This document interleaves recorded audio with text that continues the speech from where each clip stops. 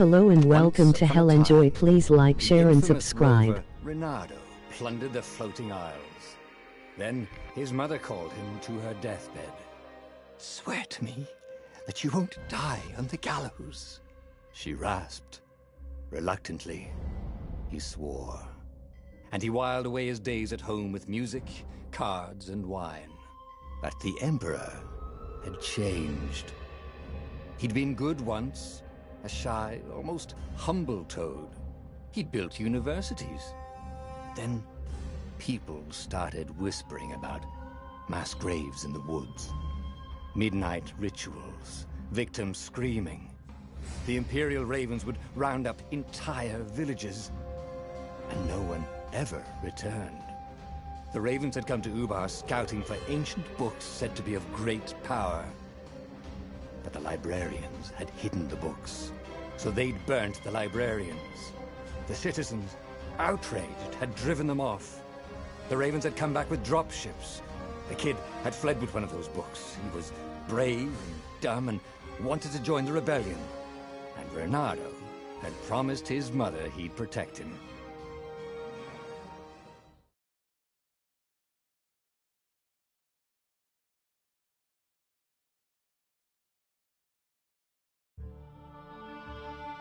The kid was looking down, watching his city burn. "Sorry, kid," Reynardo told the kid. "Look, if we give them the book, they'll leave you alone." "My mother died for this book!" "I promised her I'd protect you." "Oh, damn it." The kid had run off. With the book, of course. So Reynardo had to run after him.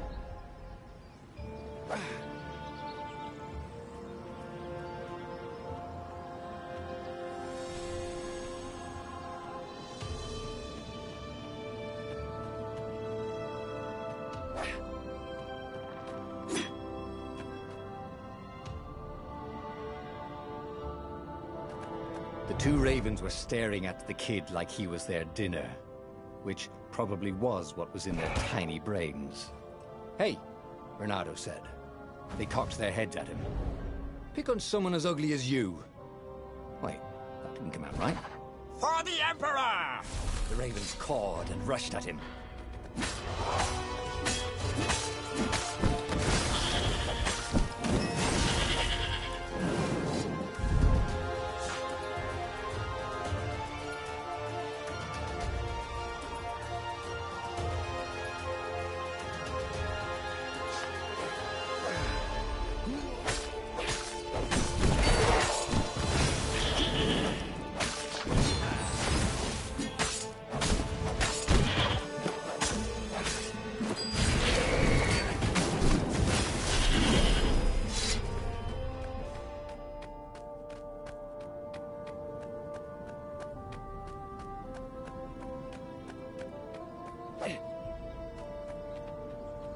A dropship flew overhead. He hoped they hadn't noticed him. The kid.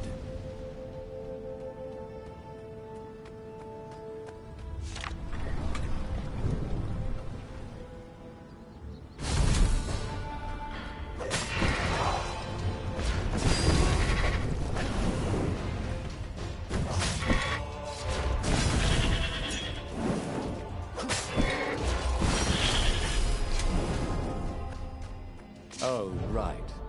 The Gate of Heroes. Someone's idea of a joke, making the Skyship docks a gated community. You needed a hero's sword to open it. And the kid was on the other side of the gate.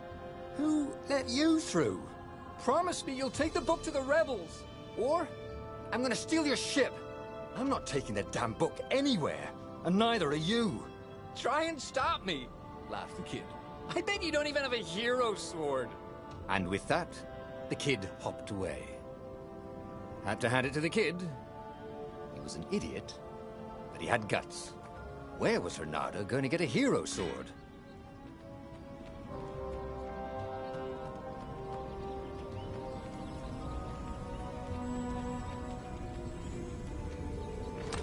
Ore and wind essence? That sounds about right. Perfect.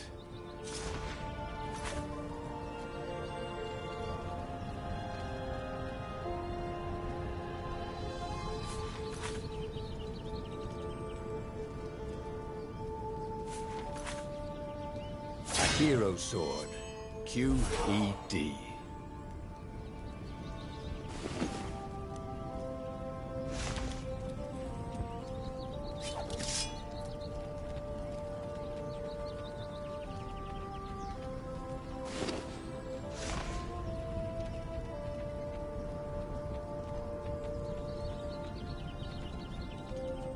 This is what he got for settling down and finding people to care about. The kid's mum had been a swell cook, and she'd laughed at Renado's jokes, even when he didn't know he'd made one. And then the ravens had come to burn her. And she'd made him promise to protect the kid. But she never told him where the book was. Just the kid. He came up to a ledge. It was too far to jump. There'd been a bridge here before, hadn't there? And there was Peter, giggling at him. "How'd you get across?" he asked the kid. "Where'd you find a hook?" "I hopped," said the kid. Wise-ass kid. "Hey, look out behind you!" "Cute," said Renato. Oh, ravens.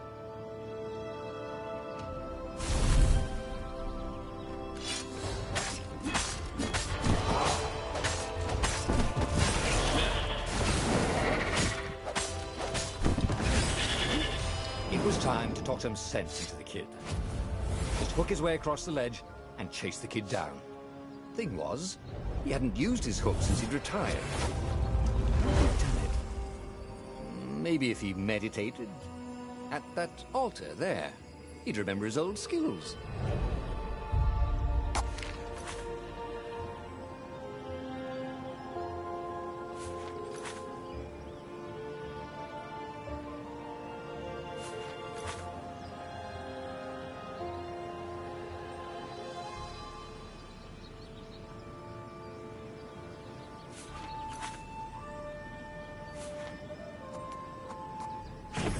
Starting to come back to him. Something you never completely forgot, like how to freeze time when attacking.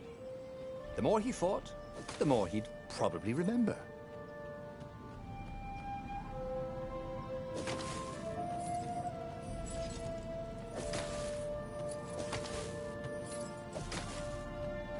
And there was the Farfarer. She was the fastest ship he'd ever known. She could do the Kestra run in 12 furlongs. Oh, so the salesman had told him. And something told him the kid was about to walk into an ambush. "Stop!" he shouted. "I'm not giving you the book!" shouted the kid, and took off. "No! Peter!" But the kid ran for it, and a goglin nailed him with its ivy.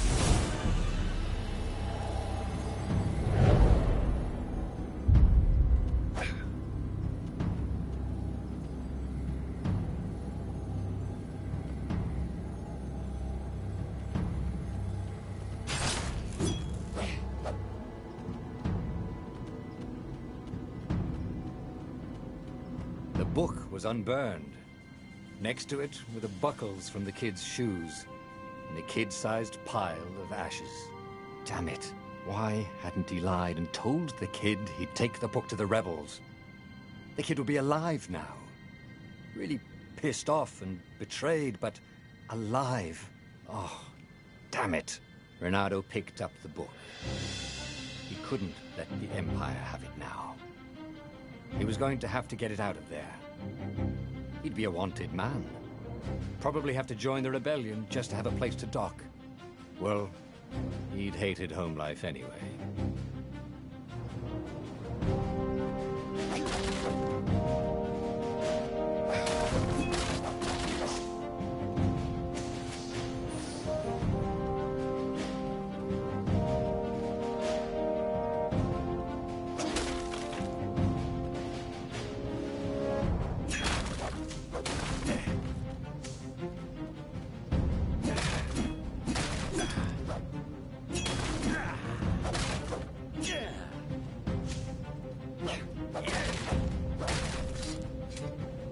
Big deal about this book anyway.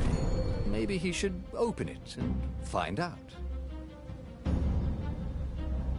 All that had been years ago. How many? The war was a blur, and now 3 Raven scout ships were chasing him. Where are you running, rebel? Cawed the Raven captain over the loud hailer. Renato could see them cranking up their catapults. Just going out for milk? Renato yelled back. Where can you run? Laughed the Raven horribly. Far behind him, another city was burning. The dark cloud above its island was thousands of Imperial ships. The fleet was doing a thorough job. Take us to the rebel base! I will spare your life! It cawed. The entire jury-rigged rebel fleet was only a few islands to the east. Beyond that were only the pillars of heaven, a sea of endless blood-colored tornadoes. The rebellion was out of time, unless Renato could bring a game-changer. Maybe he could. Renato had found out where he could find the pieces of the Sky Ripper, the legendary weapon that had exiled the lost gods. Surely a legendary weapon could win the final battle. On the other hand, his old friend Lapino had sent Renato a desperate message saying he had a brilliant scheme to save the rebellion.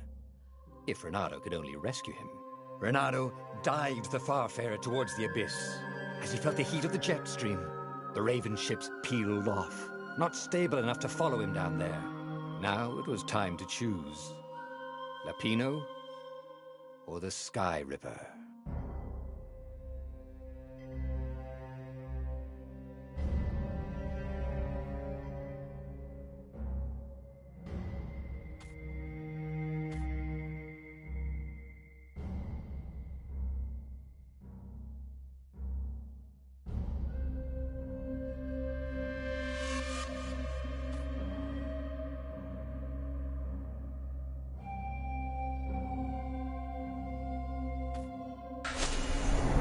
Lapino.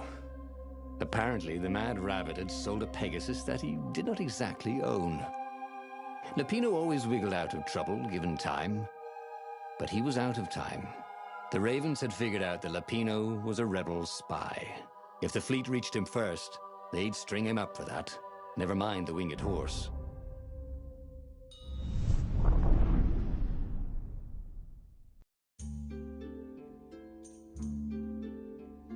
Lapino had apparently managed to confuse the judge by arguing that he hadn't actually stolen the winged horse. He'd only sold it. But wait, where was the prison? The village was empty. Had everybody fled the Ravens?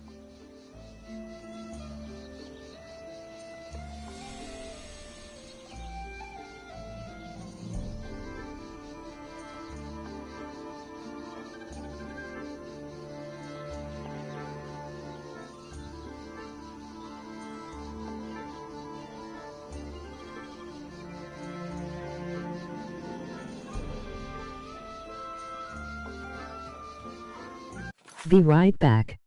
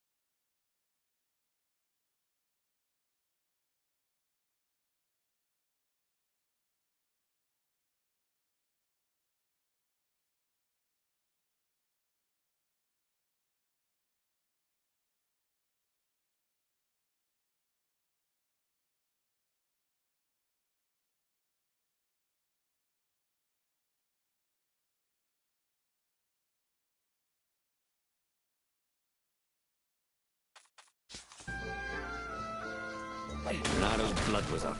He just needed to smash something.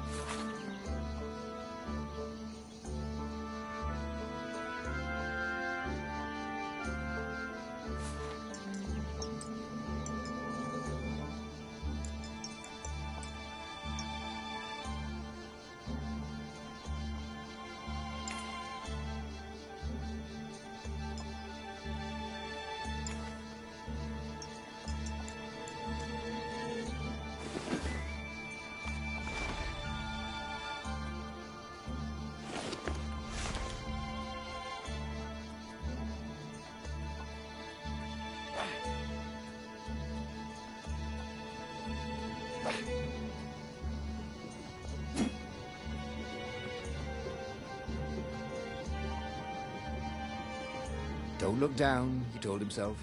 Don't look down.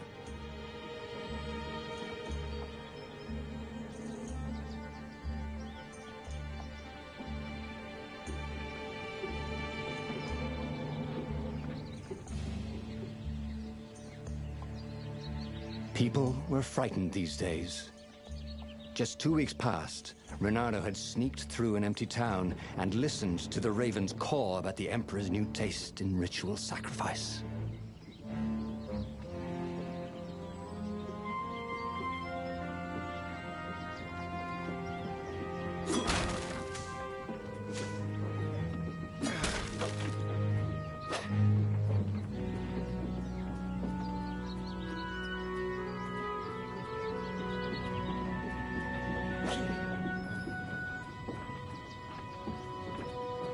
Firewalls only let you through if they think you're hot enough.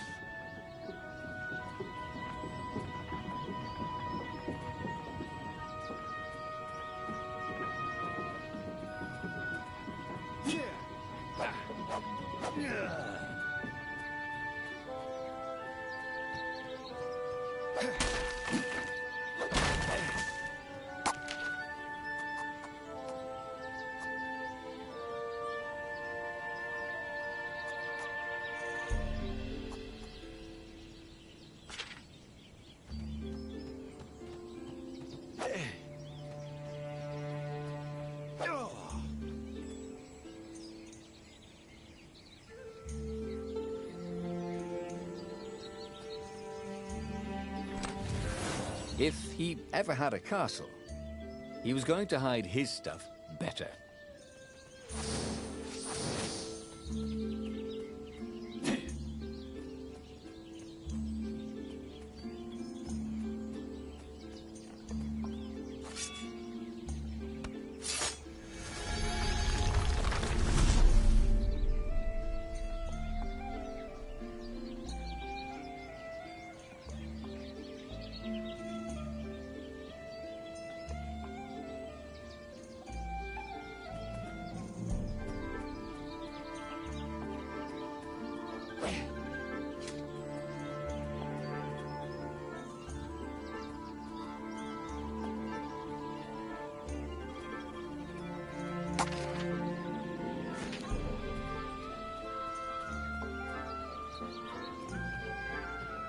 Can't we just agree to disagree? Said Renato. No?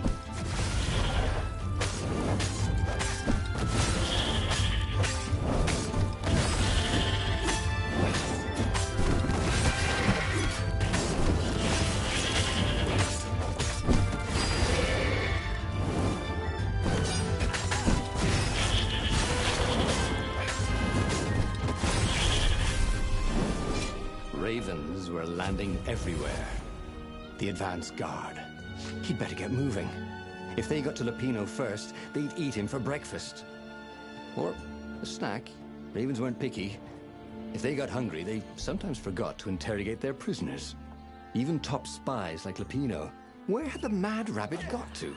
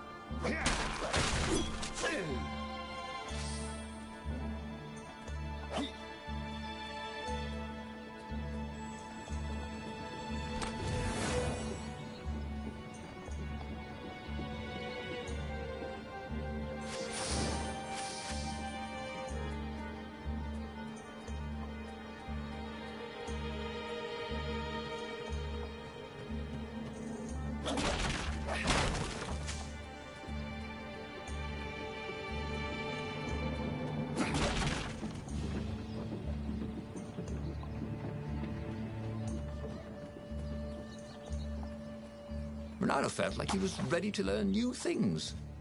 Thank goodness he didn't have to go to school for that. It was starting to come back to him.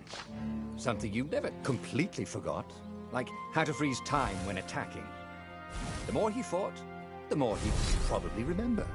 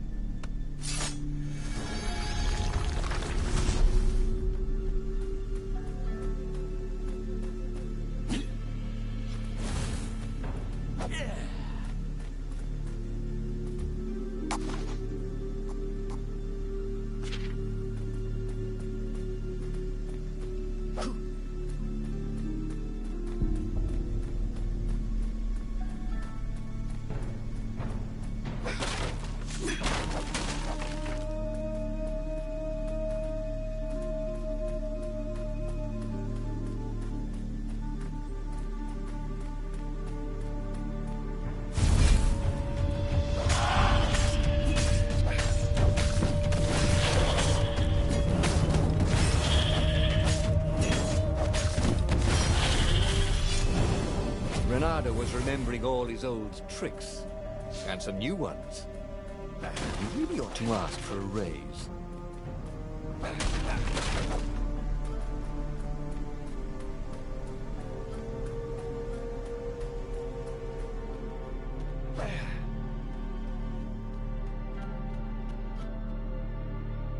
Dirty and bloody, Bernardo finally reached Lupino. The rabbit was practicing his shuffle. Bernardo recognized the cards. It was Lupino's favorite deck. Oh, I thought you were in danger. I am. The ravens are coming. Oh, the prison thing. Right, yeah, see, this guard owed me 53 ducats, so we made a deal. They're very reasonable people, actually, for weasels. Now, I got a brilliant plan to kidnap Zenobia. We capture Zenobia, we find out what she knows, and that's the whole war right there. Easy peasy, lemon squeezy. Capture the Emperor's greatest general, who also happened to be a deadly sorcerer and, his only daughter. That would be worth it. On the other hand, he could still get to the core of the Sky Ripper, even if he couldn't get the whole thing. It must have great power.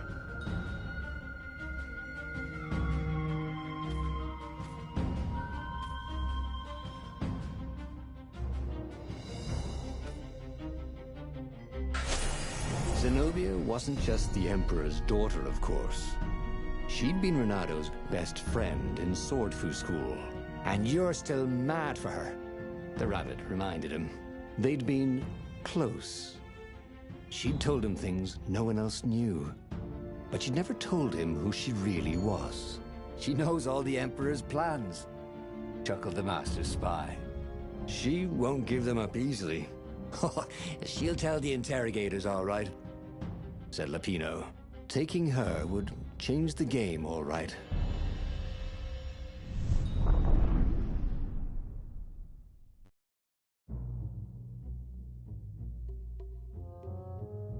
The city was already under Zenobia's control.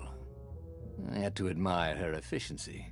Renato shivered at the thought of Zenobia at the mercy of the interrogators. Could he really turn her over to them? But this was war. It wasn't meant to be pretty.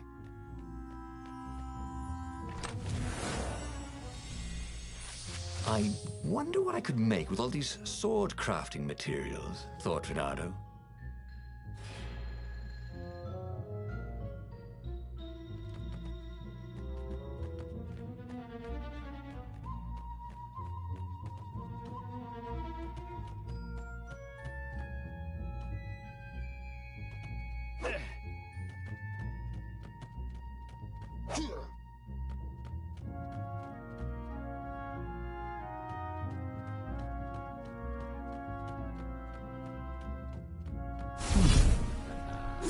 Hero wall. Sword. Ice wall. Ice cube.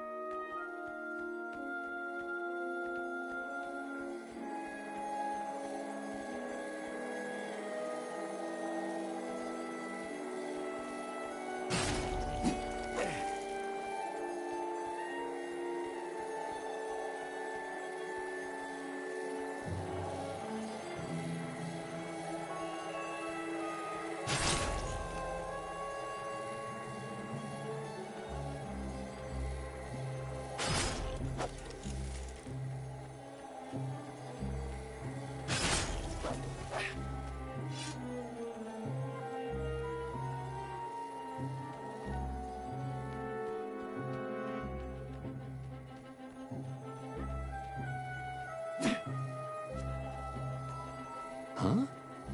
A lever? That was new. Most people still use doorknobs.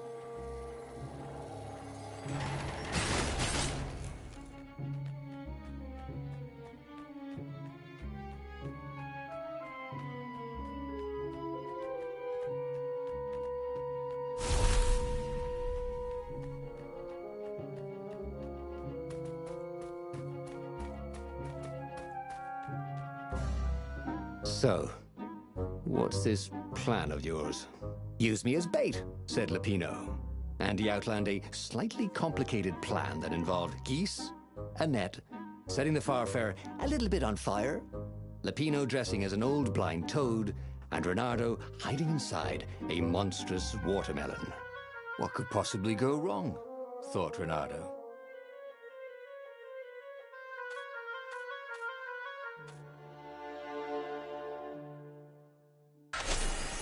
Oh, this is gonna be fun, said Lapino, as he ran to go set up his marvelous plan.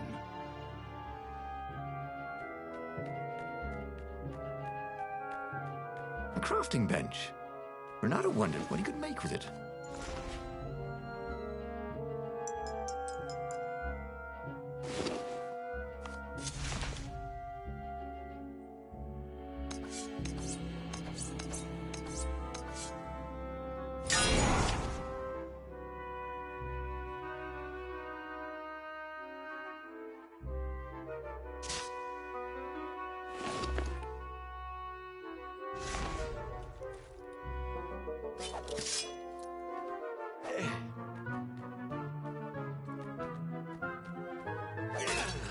Boom!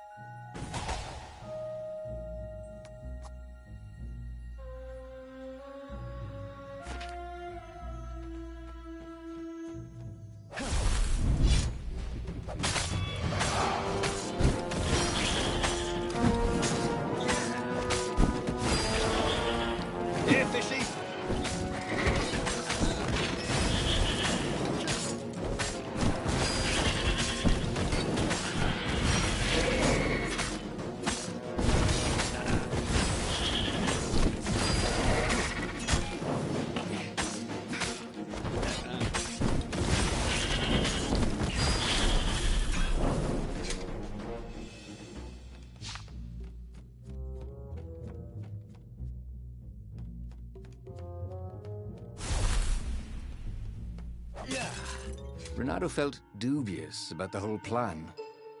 With every step, he was waiting for it all to go horribly wrong. But against all odds, Peppino's idiotic plan worked. Zenobia's ravens ran off after the geese, the net dropped, and Renato jumped out of the watermelon and put his sword to Zenobia's throat. Renato, she said. Are those new scars?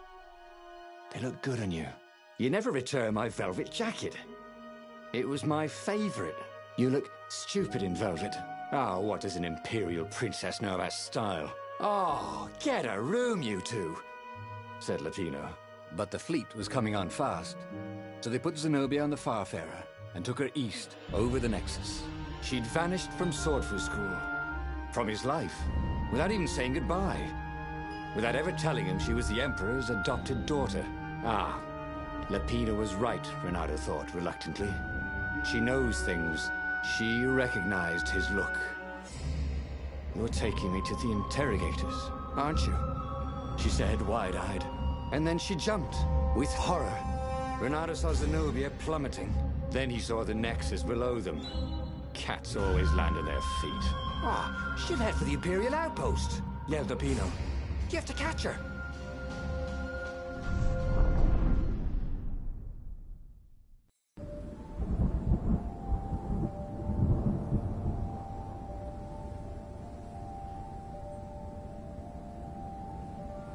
Cats can run faster, but foxes can run longer.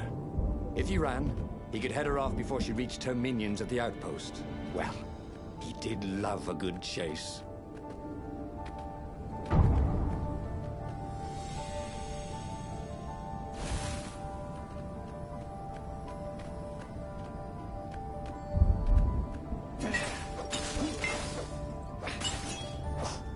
It was good to practice your moves, thought Renato. Keeps you limber.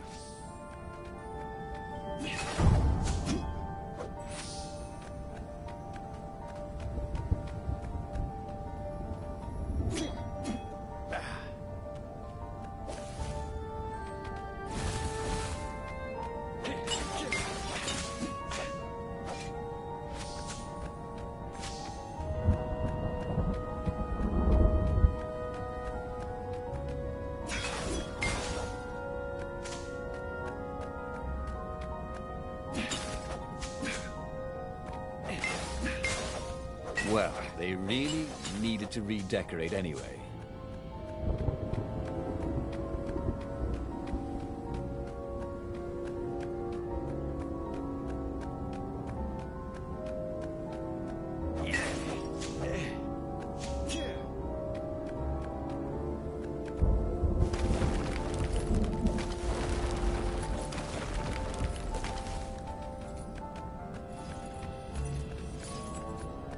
Who needed bridges anyway?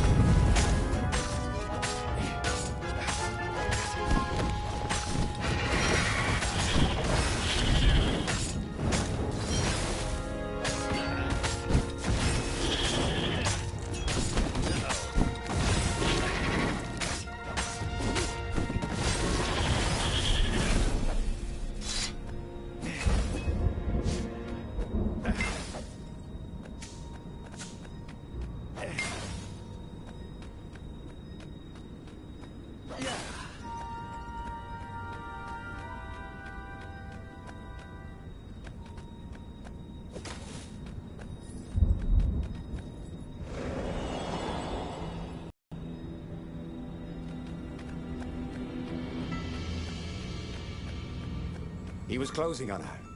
He could smell her fear. He tried not to think about the interrogators at the secret base. What did they do to her? Maybe it didn't have to end that way. Maybe he could talk to her.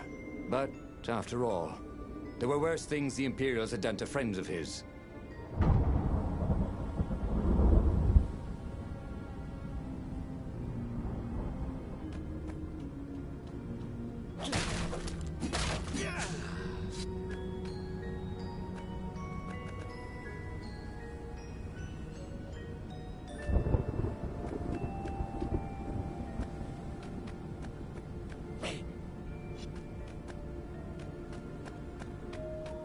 If I craft a sword now, it's going to be really short.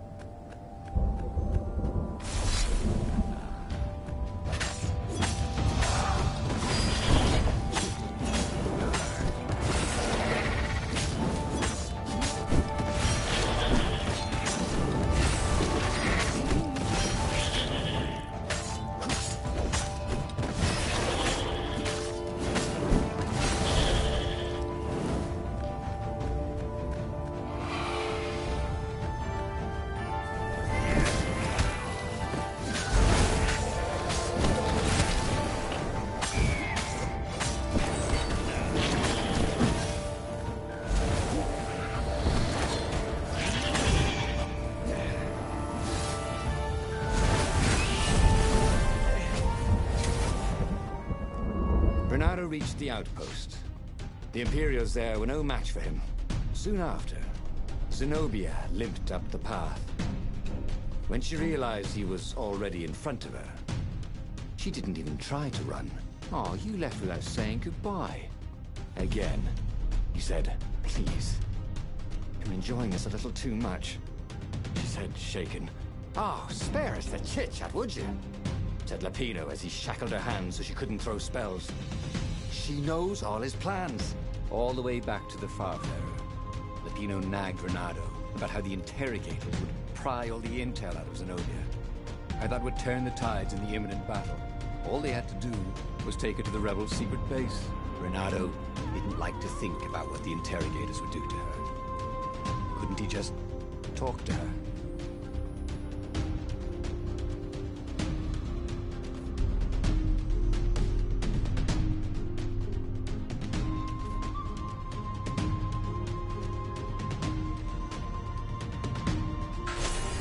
As they pulled away from the Nexus, Renato could see the fear in Zenobia's eyes. "I can't take her to those creatures at the base," he whispered to Lapino.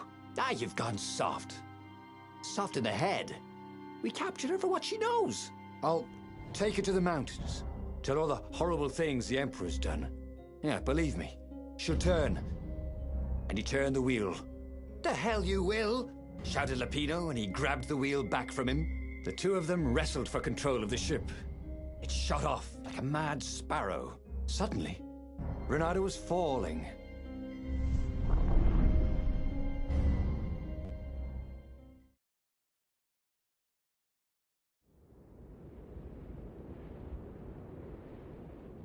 When he came to, Zenobia was standing over him. "Why didn't you take me to the base to be interrogated?" she demanded. "Do you know what's left of people they interrogate? This is some trick, isn't it? To make me fall for you again. Well, I won't. Oh, go on then. Scurry back to your ravens. I can't stop you." But strangely, she didn't. As Renato set off to find the Farfarer, she followed him, keeping just out of sight of the ravens.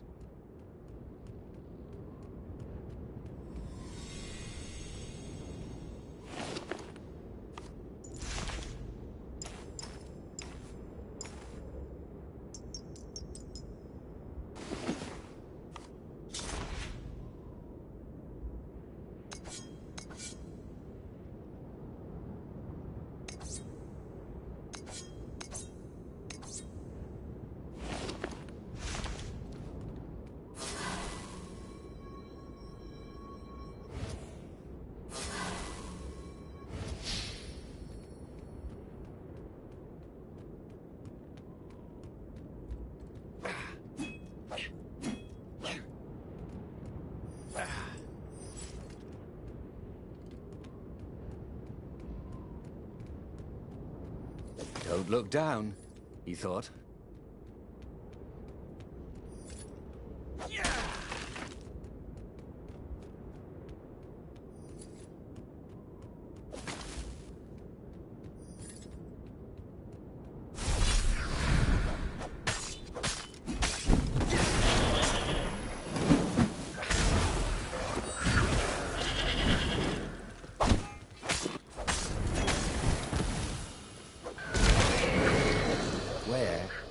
The cake.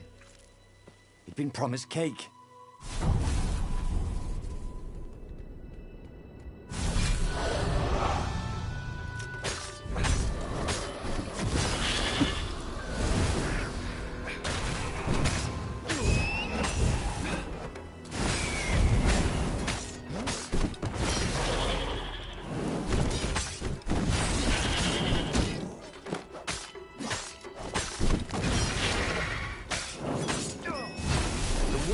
About ravens was, they never dropped any loot, and no one ever wanted the feathers.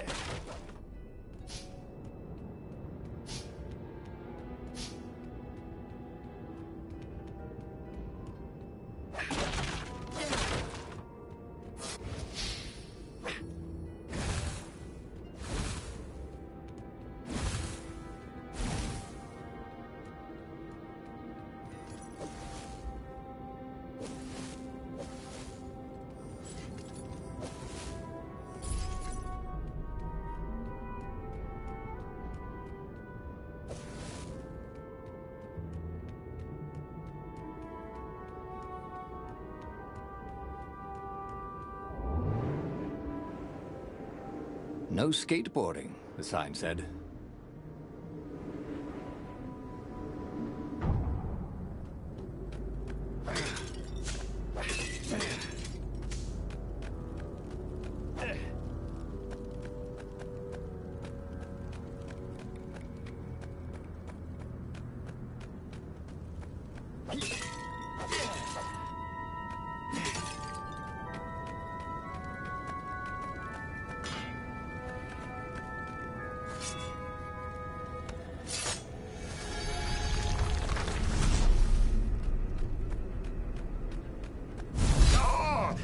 Such delicious looking eyeballs!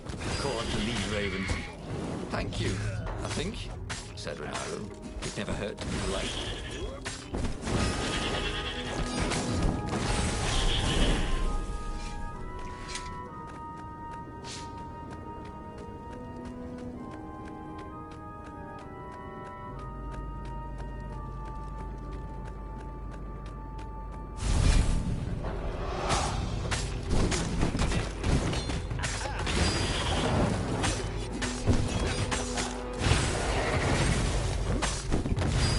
Wondered how much his tailor was going to charge for all the holes in his clothes.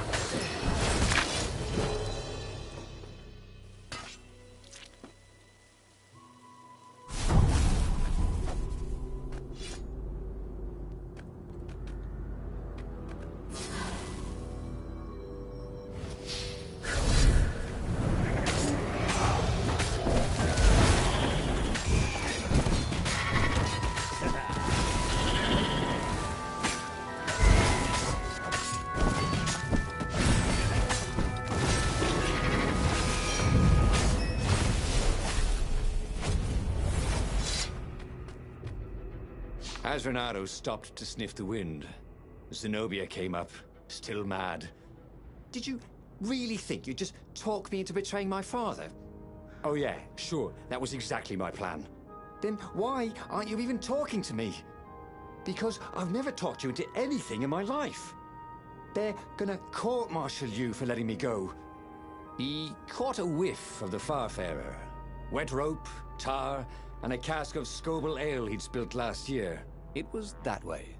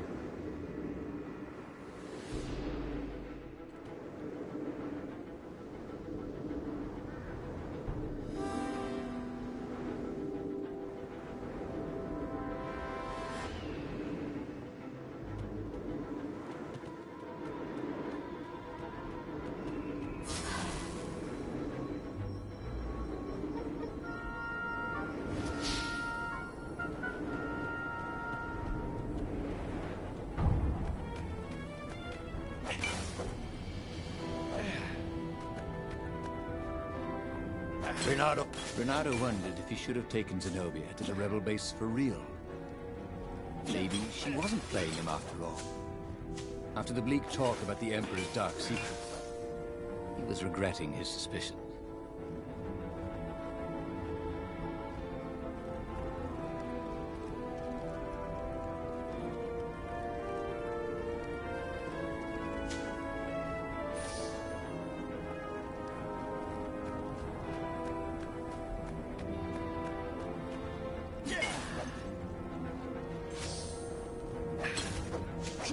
Sometimes, at home, he'd wave his sword around for hours.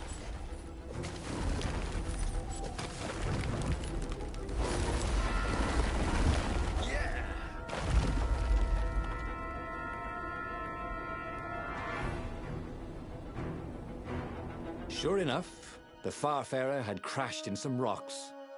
There was no sign of Lupino. Zenobia caught up. All that kid stuff in swordfu school. Look, look, that's the past. We're adults now. We have duties to other people. We have destinies. What are you talking about? And you are the most arrogant, slow-witted, light-fingered, mercenary, immoral, reckless... Run away with me, said Renato, and he realized he meant it.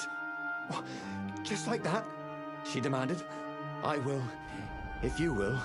So, she kissed him. And it was the best kiss he'd ever had. They held hands as they boarded the Farfarer. Renato felt light-hearted, like the winds that were playing the rigging like a balalaika. But Lapino, I need to get back to Lapino, he said, suddenly realizing he could have been captured. A prisoner. He's not. How'd you know? He saw something in her eyes he didn't understand. He fell, didn't he? Into the abyss.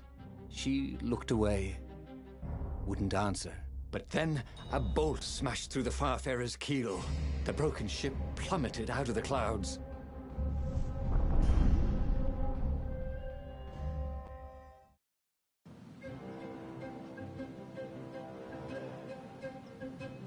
Renato picked himself off the deck. They were alive. We have to get to my private ship, she said. Do you trust me? I guess I must, he said. You go on ahead. Clear the path, she said. I can't kill my own soldiers. He wanted to say that he didn't trust her, that he had no idea what he was getting into. But he had no choice, did he? He was following his heart. That's what it means to be a hero. You had to follow your heart.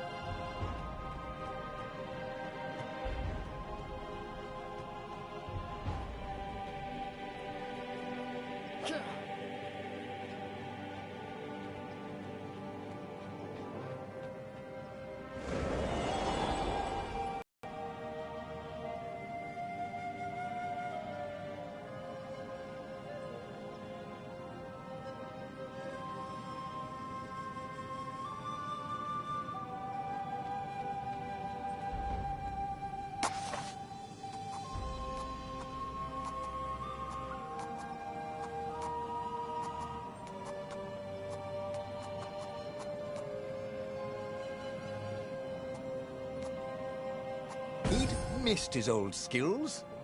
He welcomed them back like he was at a reunion.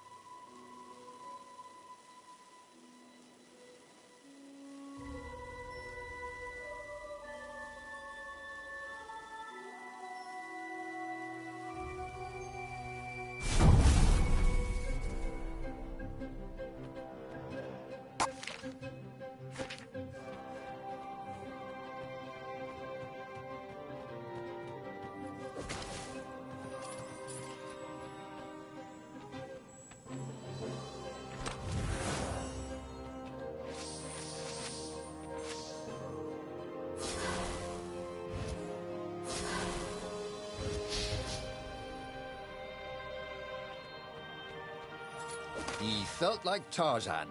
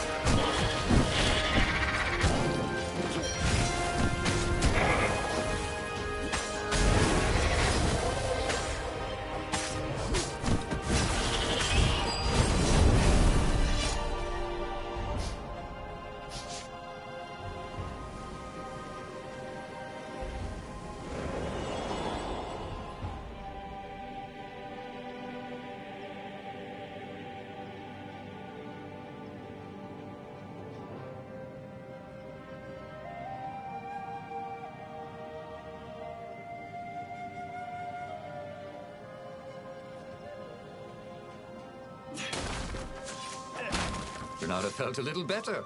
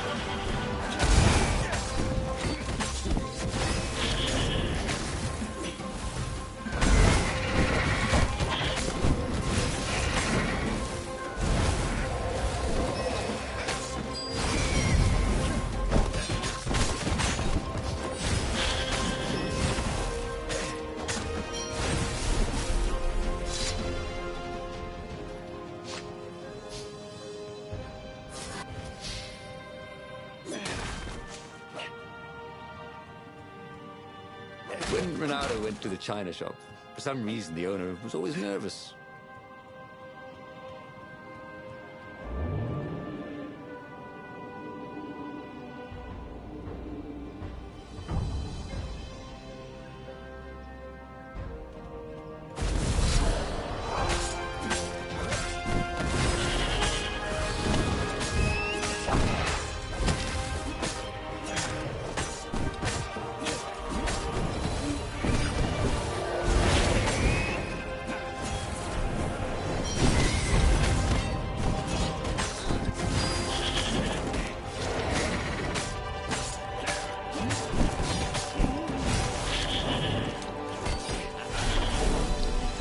Already Renata knew more than he ever had.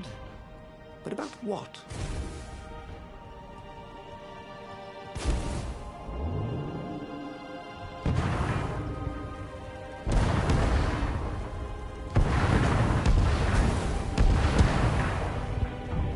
They paused to catch their breath.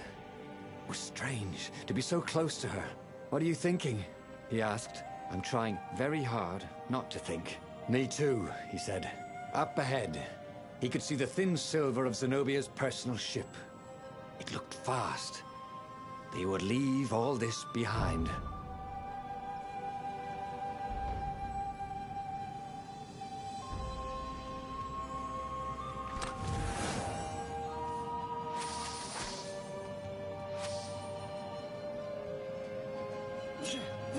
Yeah.